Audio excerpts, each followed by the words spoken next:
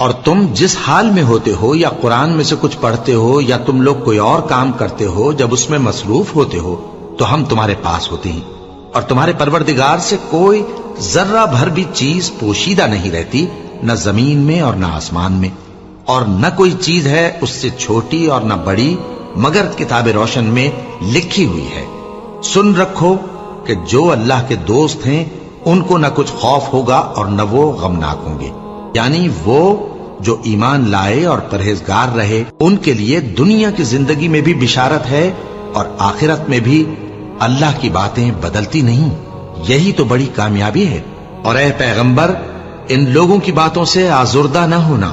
کیونکہ عزت سب اللہ ہی کی ہے، وہ سب کچھ سنتا ہے، جانتا ہے۔